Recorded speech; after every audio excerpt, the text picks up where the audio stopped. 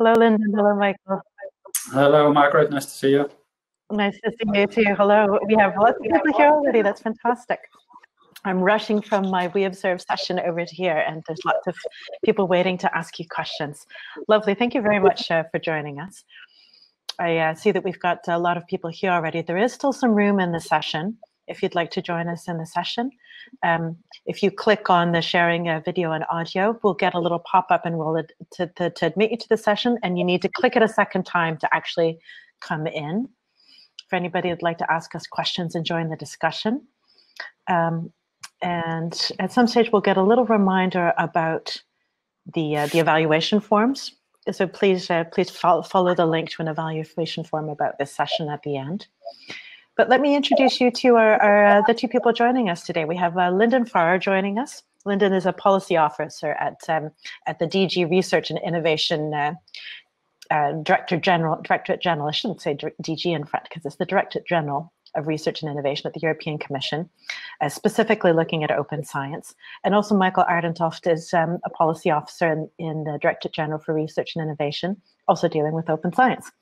So it's fantastic to have you both with us here today. Many of the people that we've had in the Meet the Experts sessions have had some time in one of the panel discussions, but you're joining us as members of the audience, and it's a chance for you to engage with everybody that's attending virtually the session today. So what I'd like to do is invite you both to say a little bit of something about how your work has been bringing you into contact with the Sustainable Development Goals and what you each see as the role for citizen science therein. Michael, alphabetically from the letter A, could we invite you to say something about your view on the subject? Yes, it's clear when we talk about the SDGs and achieving them, you have to think through the whole cycle. You have to engage with the people who have to use the innovative solutions at the end of the day. You have to engage with the communities that have to change their behavior, that have to make different choices to achieve the SDGs. And so citizen science is an approach of research and innovation, which is particularly suited for that, because we see citizen involvement in the research process all the way from defining new research questions or better framing existing ones, collecting data, even new forms of data, new forms of analysis, and giving everybody more accurate and robust outputs. And as I said, triggering behavioral changes. We think citizen science is particularly important because it increases the quality of the research that we support. It becomes more creative. You have more collective intelligence, if you like. The scope of research is extended, and both the quality and the quantity of data is also extended. So at the end of the day, it becomes more effective also because you're directly more relevant to what expectations or needs there are in society. Thank you very much. Maybe I add something there. Yes, I mean, this conference is partially funded from the Science with and for Society program. The idea was to bring science and society closer together. And then in the later years, there was a particular focus on citizen science, and we left this very, very open. But one of the things that we tried to do was get applicants to think about how they could address or work towards or support one or more of the Sustainable Development Goals. And the thought there being, of course, that in a way the SDGs do represent a societal goal, and they do represent issues that society has a stake in and finds important. So we've through this we funded a whole load of different projects on citizen science, and all of them are addressing the SDGs in one way or another, and many of them are here at this conference, which is really great. And we see that some of them are there in a way to help support data collection, analysis, monitoring, things like this. Others are taking a slightly different route, and they're involving, they're taking action within their activities in the doing of the citizen science to work towards the Sustainable Development Goals. I think for us, the Sustainable Development Goals, at least in SWOFS, it was more of a kind of headline headline goals and areas where there could be some focus on, but we didn't really go dig down or say that you need to go to the targets or anything like that, because of course it's best to leave that open and let applicants or let others think about how they might address it. It does seem like there's very good alignment between the overarching goals and the missions that the European Union is now very clearly stating out within the context of the European Green Deal, but also the larger missions for the European research area. Can you say a little bit about how you're seeing the alignment of those coming together? The SDGs and the missions. Yes. In fact, I mean, the SDGs, they don't come from us as the European Commission, as you know. They are at a more global level. 2-3 years ago, we issued, the European Commission, our contribution in terms of EU policies and actions towards achieving the SDGs. When we have been designing both our policy and our program, so the Horizon Europe program, this was at the center of our intervention logic. It was, as Linden just said, it was an excellent frame for us to select priorities. And as you rightly pointed out, you see it in the missions, but maybe more importantly, you see it in the clusters overall.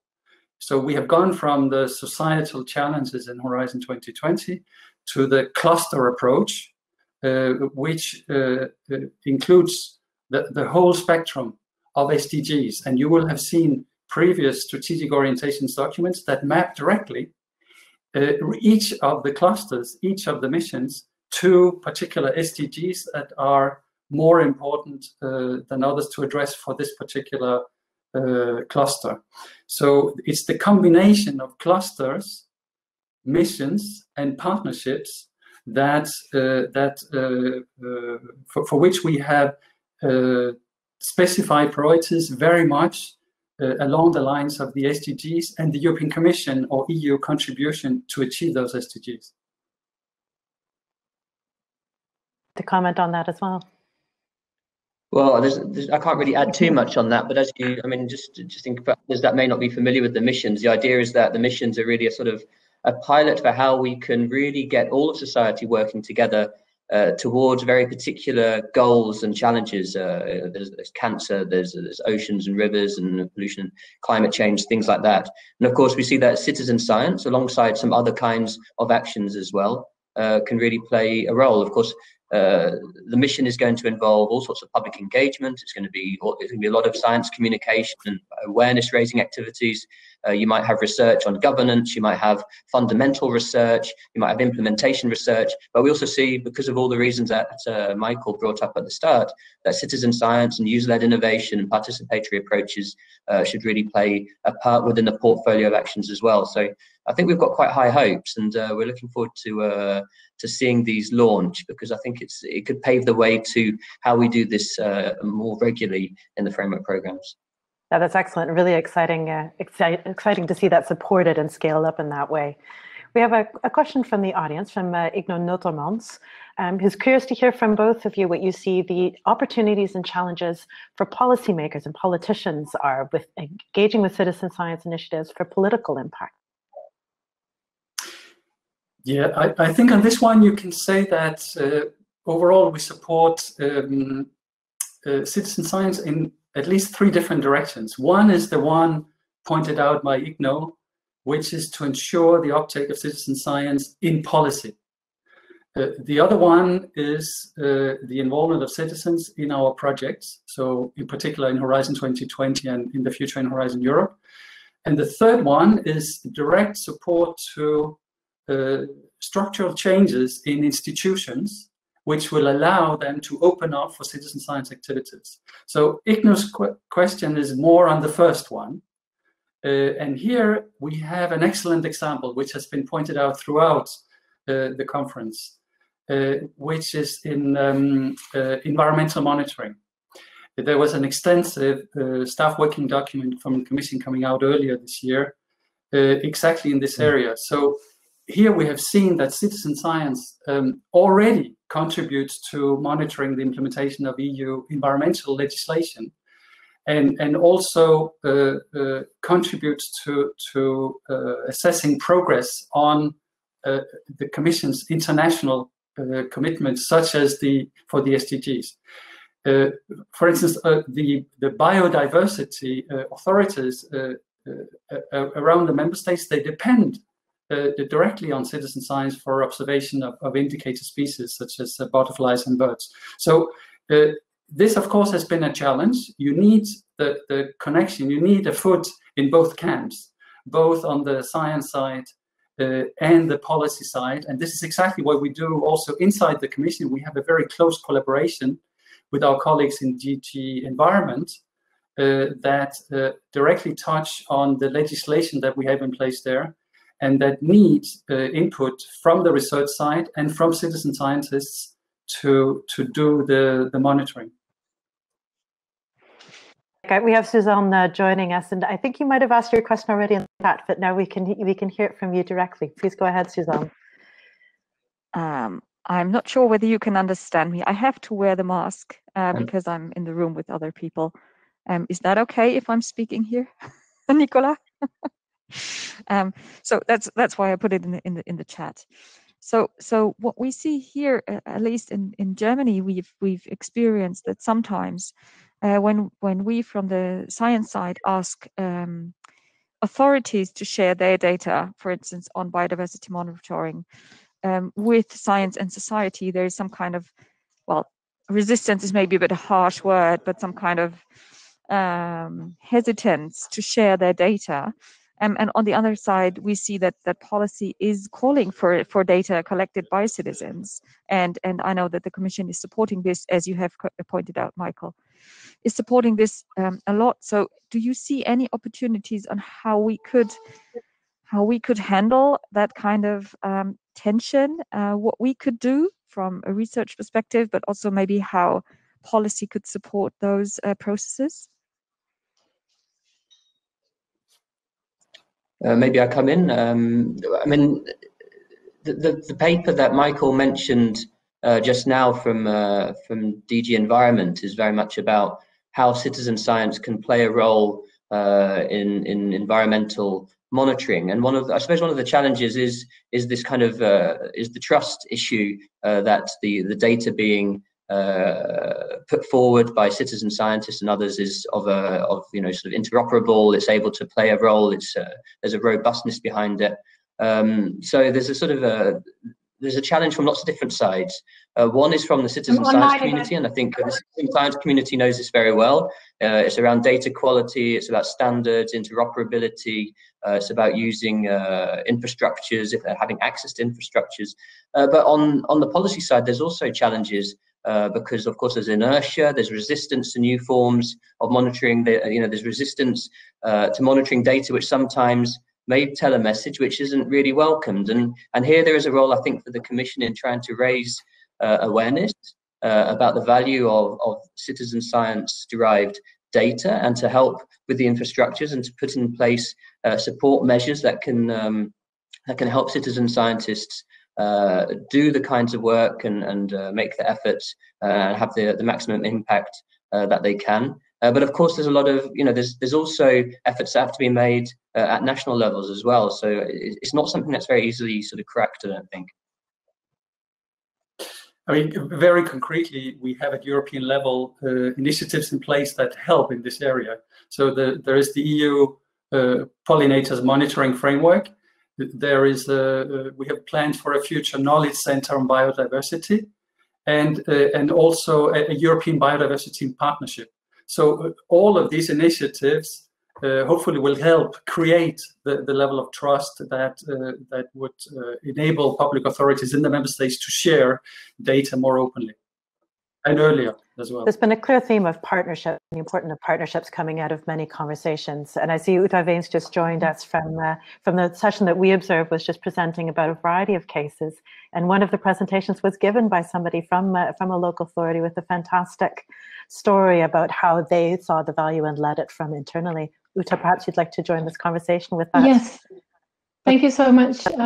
Yes, thank you so much, Margaret, for giving me the floor. Welcome. I indeed wanted to relay this and to say this is more than acceptability of citizen science data by authorities. What we've seen across a range of projects is actually, as they see what happens when you open the process, that you are actually into a fundamental change process of democratization, of changing decision-making processes, that the changes go way beyond, do we accept this data or not, or do we share our data or not?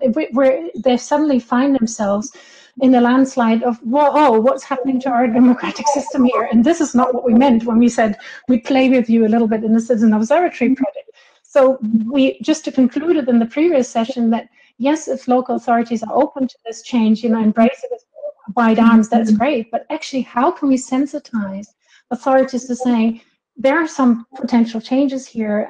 This is a process we can guide you through, but all sides need to learn, and all sides need to be open to really join and to join the process, to learn from it as they go through.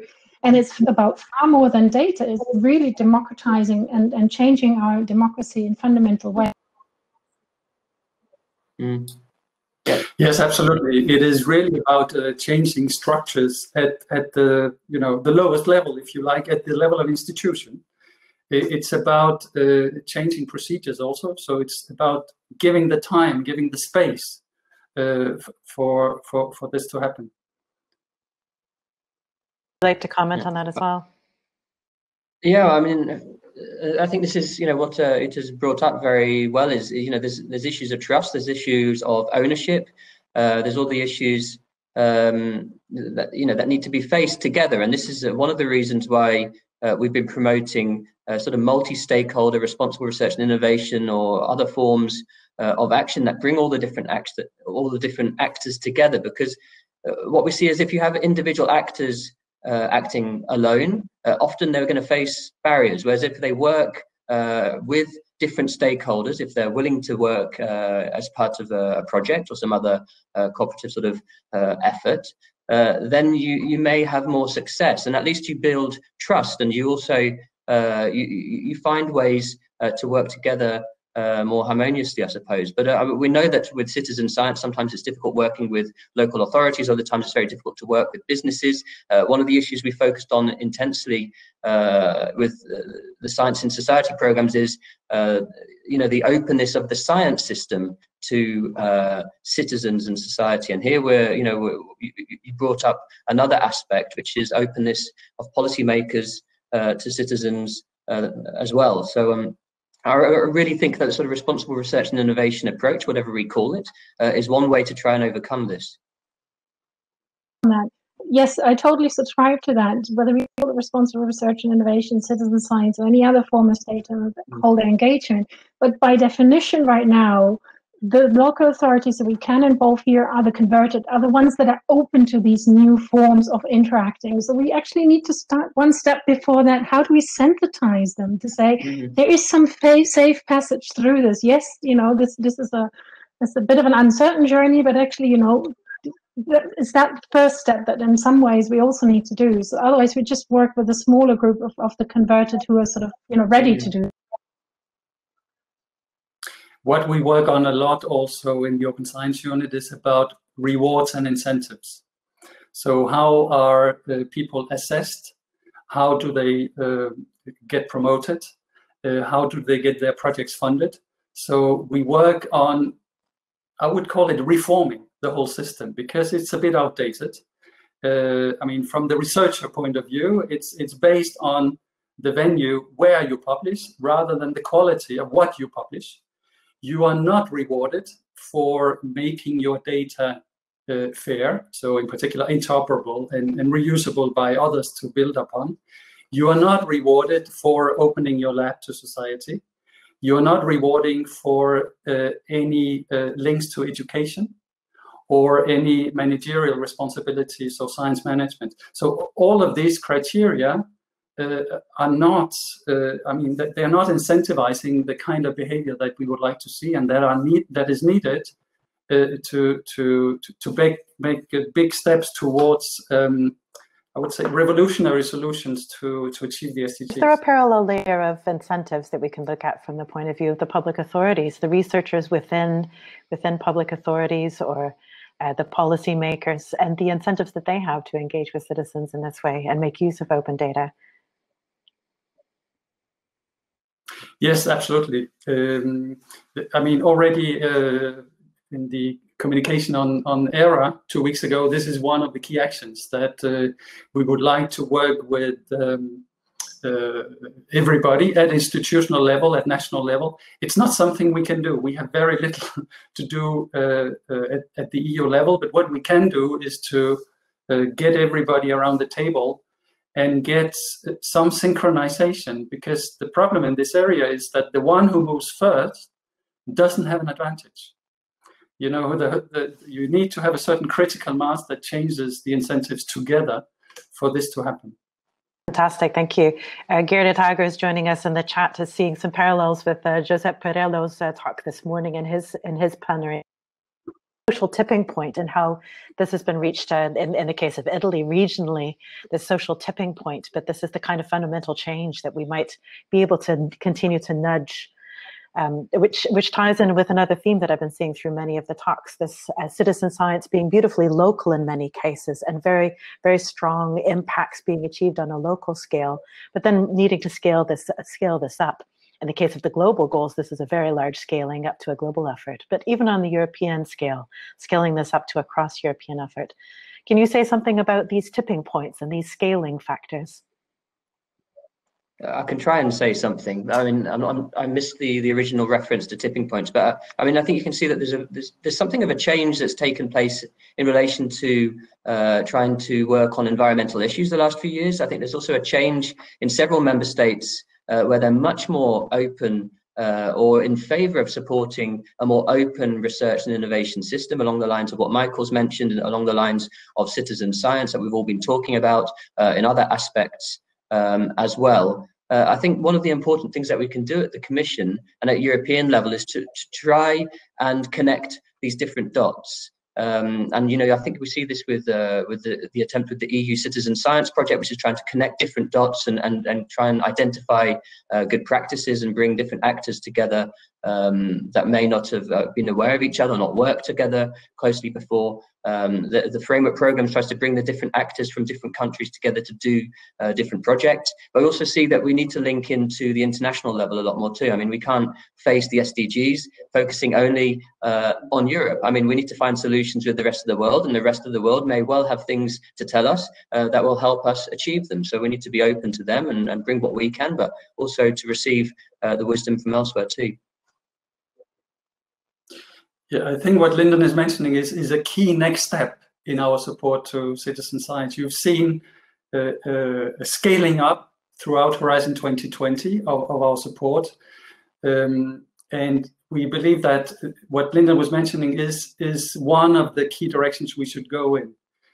Another direction is a distinction between citizen science initiatives that are more at the conceptual or pilot stage and that show some promise in growing. So we can help kickstarting these with relatively smaller grants, but lots of them, to kickstarting them to see how many will grow. And secondly, there are citizen science initiatives that have already shown their worth in terms of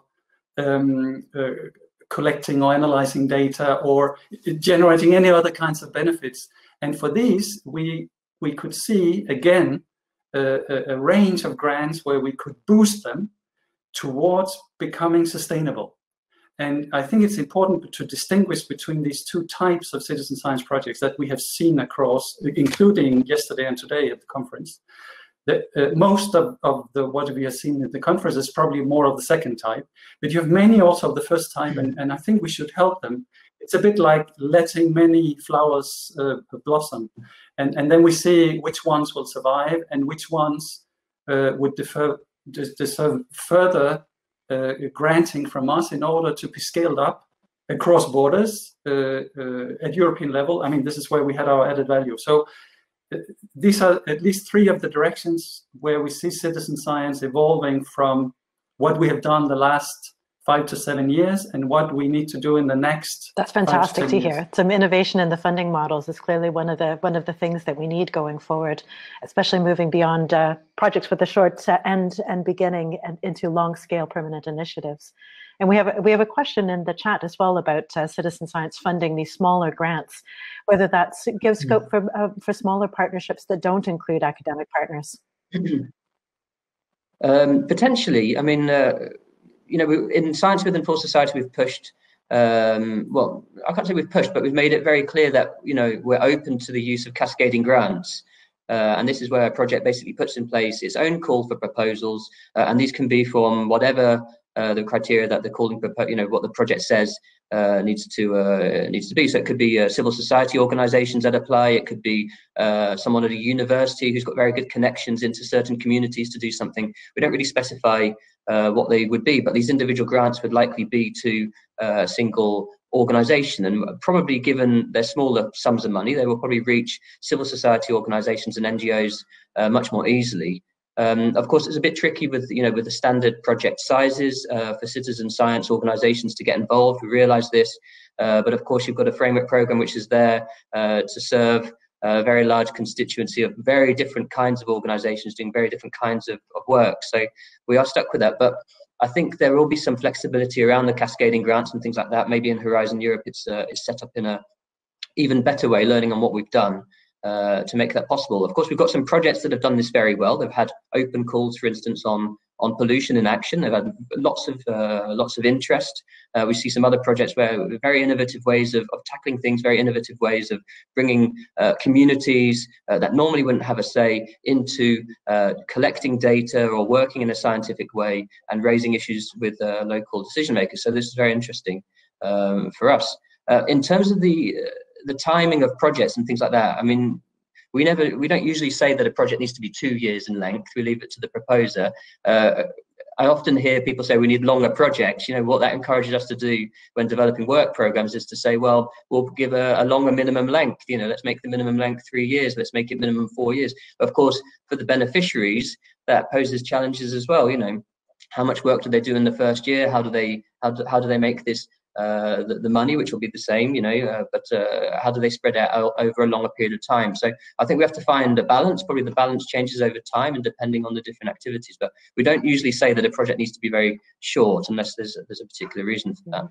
You mentioned this kind of flash grant funding that's built into projects. I think it's projects like the Action Project that you're referring to, and it's worth noting for the audience listening today that I believe that there's still some ongoing funding rounds within the Action Project to request for funding support for small citizen science initiatives, and they have exactly the purpose to support those that don't have recourse to other forms of funding. We have another question in the chat as well from Dorte Riemenschneider about the ways the declaration that we're launching at the conference yesterday and today, and how that can be used to reach exactly these aims that you're describing.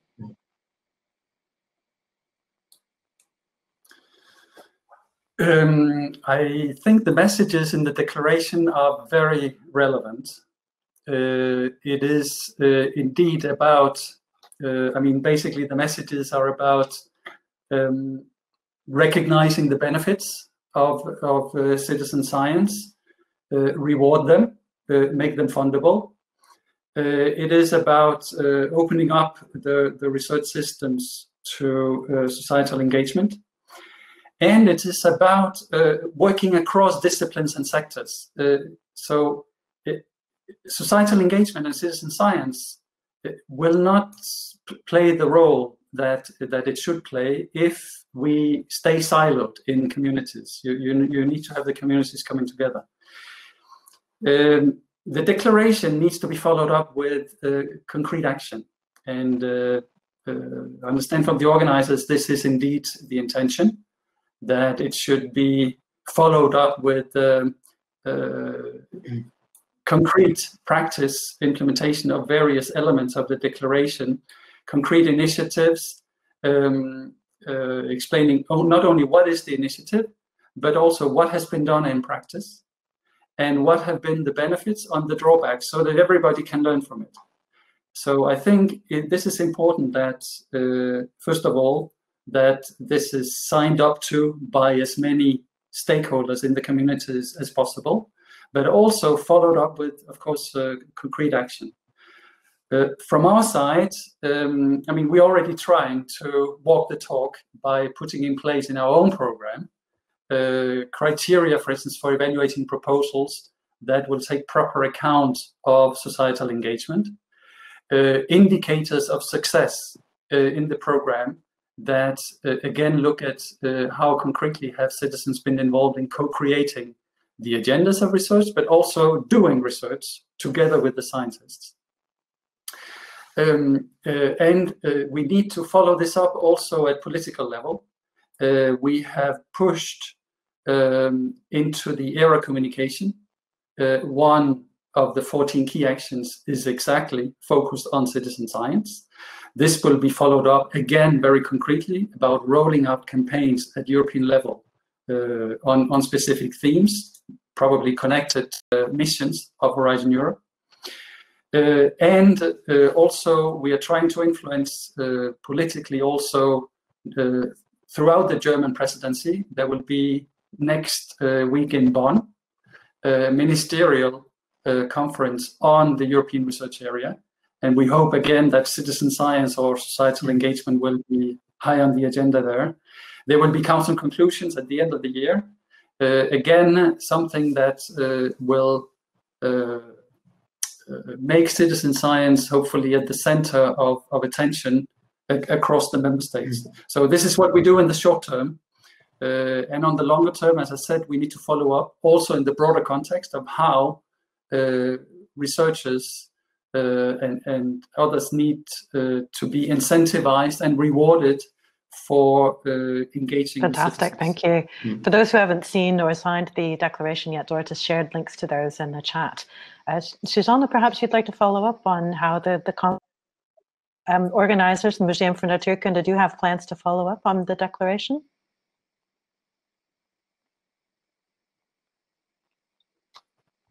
You got me on the wrong foot. My apologies. I'm sure all of this will be shared with us. Possibly this will be part of the closing statements today. Exactly. Right. So that we don't ruin the surprise. That will be exactly. We don't want to spoil. Maybe I can make a comment just quickly on. And then I see Uta has a question as well. On the declaration, of course, it's a good declaration. It covers all of the areas that have been discussed that Michael mentioned. One thing is about having a very broad set of actors signing it. It's good if the citizen science community is behind it. I would hope that it'd be surprising if they weren't. But I think it's equally important to try and get other R&I actors behind it if at all possible as well. I think you've seen there's quite a remarkable mix of different people at this conference that shows the interest there. But beyond the signing, there's the dissemination. So part of it is building pressure. I think you've seen that there's a high-level political commitment from the European Commission. You've seen Senior Ratzo and our director here on the first day. Of course, this declaration can be used also for lobbying at different levels as well. So there's something to be done there, I think, with the declaration and the fact that you've got a lot of different organisations and individuals behind it, and this can help build the pressure and help enable citizen science to play the fuller role that we hope to see it play in achieving the SDGs. Uta, you had a question you wanted to raise. My question partly goes back to the question of funding and innovative funding at that. So when we try to engage the masses rather than the niches, which is currently the case, whether we're talking about setting societally relevant agendas or even involving people in citizen science, we find that we have the smallest part of the population available for that. And that's because we're competing with giants as far as these engines and platforms that are capturing people's attention every day. That the algorithms at work, but particularly also the advertising budgets behind them to keep people's attention there are just enormous. So we're in a very unfair game. So talking about innovative funding, would it be possible for citizen science initiatives, RI initiatives, to now also earmark substantial amounts of budget for such advertising campaigns? Because otherwise, we're on very unequal footing. And in order to do that, could you also massively scale up your budgets, please, and hand in hand with that?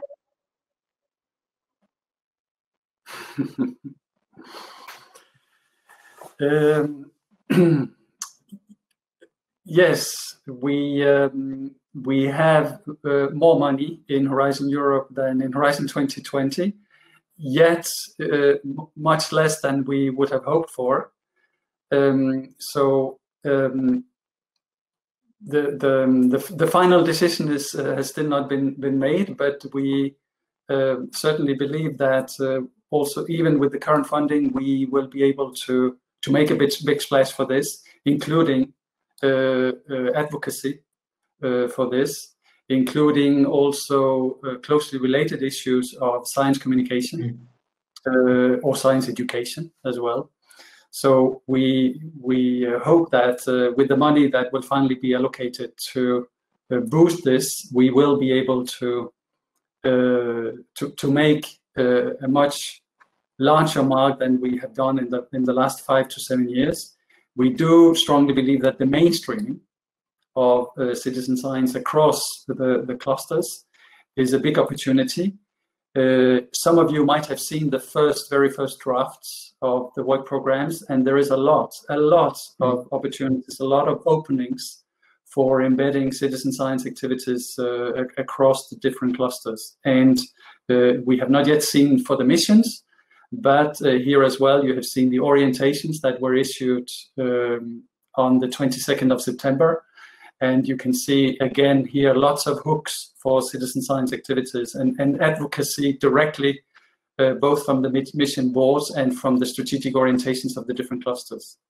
I'm aware that the 4 parallel sessions have in fact started now, if anybody wanted to go and join the other policy sessions. But anybody wanting to linger for one last question with Linden and Michael, if Linden and Michael don't need to head off quite yet, do we have any last questions from those joining us in the video chat or from the channel? Suzanne or Uta, would you like to close with a question? I have a question from Katrin Hadash, who's asking about the possibilities of research moratoria in technologies with a huge dual use impact, for example, computer vision. So a highly specific research topic oriented question. Is this one that you're able to address? I'm not sure I can personally. Maybe Michael's got something to say, but I'm not sure I got the question right. If it's about civil or military research or dual use research. So this sounds like a technology innovation related question. So perhaps a little bit out of scope of SWAF's. Katrin, if you'd like to join us in the video, you can ask the question directly. Aha, here she comes. Suzanne is going to head off. Thank you, Suzanne. Yes, hi, Catherine. Hello. Oh, you're on mute, Catherine. Sorry, I dual mute myself actually, so I don't want to annoy people.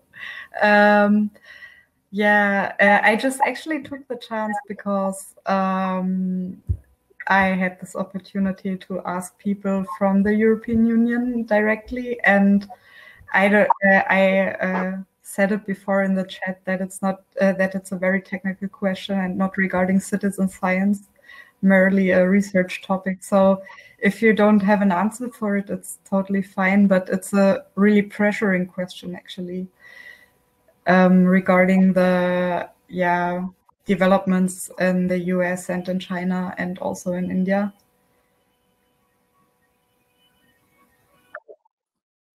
Yeah, sorry, so what was the question is if there are discussions or considerations of possible research moratoria for dual-use technologies, which could have like a huge negative impact on civil policy and life in general, computer vision or automatization of surveillance technology in general. There are several issues here. There is the issue of being able to exclude partners from certain countries in certain calls. This is possible in Horizon Europe. It was one of the latest subjects that the ministers discussed end of September. Then there is the issue of dual use. as you probably know, in the EU framework programs, we cannot fund military applications, but we can fund dual-use technologies. Then there is the angle of screening for foreign direct investment and to see what kind of technologies have an influence on what is called public health and public security. So combining all these together, we have for each and every call that we issue, for each and every topic we issue, we have to combine the different elements, the geopolitical element, the technological element, and the use of the different technologies, because many of the technologies we develop are of enabling nature. They're generic. They can be used in many different applications. So it's very important for us when we design the program, and now that we have almost the legal base of the program, that we have the flexibility, we have the safeguards, the tools that we need to block when we need and to open when we need. So it is in each and every case based on a strategic priority setting for ensuring that on one hand we get the innovation available to as many as possible. On the other hand, we secure also European competitiveness, but also technological sovereignty. Yeah, I don't know if that answers your question, but these are different elements that we take into consideration when we set priorities and issue calls or set our policy it's also priorities. a technology with a huge potential and doing a lot of good, right? And of course, there is the need of being competitive in the global scale in technologies. Yeah. Thank you for a good question, Katrin. Thank you very much, Michael and Linden, for covering such wide-ranging questions. We look forward to hearing Kim's announcement later today. And please don't forget to click on the link to the survey evaluation form so that the organizers have a little bit of feedback about each of the sessions. Thank you very much, Michael and Linden, for your time. We look forward to seeing you in other discussions. Moderation. Thank you very much. Bye then. Bye.